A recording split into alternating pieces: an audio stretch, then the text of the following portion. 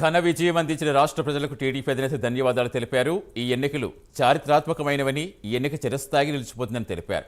అహంకారం, నిరంకుశత్వాన్ని ప్రజలు క్షమించరని, స్వేచ్ఛను హరించడం వల్ల ఈ ఫలితం వచ్చిందని తెలిపారు. రాష్ట్ర ఉన్నత భవిష్యత్తు కోసం పనిచేస్తామన్నారు. పవన్ కళ్యాణే కూటమికి పునాది వేశారని, ప్రభుత్వ వ్యతిరేక ఓటు చీలనివ్వలేదని చంద్రబాబు చెప్పారు. అందరం కలిసికట్టుగా పనిచేసి అఖండ విజయం సాధించామని తెలిపారు. సాధారణంగా ఉంటాయి, ఎవరు శాశ్వతం కాదు. దేశం శాశ్వతం, ప్రజాస్వామ్యం శాశ్వతం, రాజకీయ పార్టీలు శాశ్వతం, అధికారం అశాశ్వతం.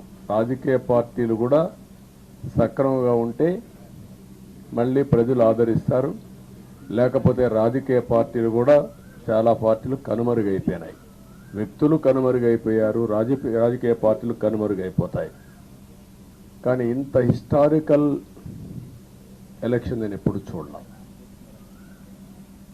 నా జీవితంలో చాలా ఎలక్షన్స్ ఫేస్ చేస్తే కానీ వేవ్ కనపడేది, వ్యతిరేకత కనపడేది.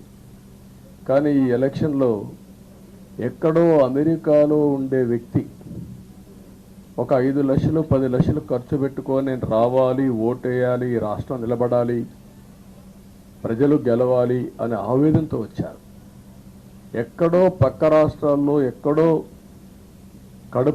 కడుపు నిండడం కోసం కూలి పనులకైనటువంటి వ్యక్తులు, పాచి పనులు చేసుకునే వ్యక్తులు సొంత డబ్బులు పెట్టుకొని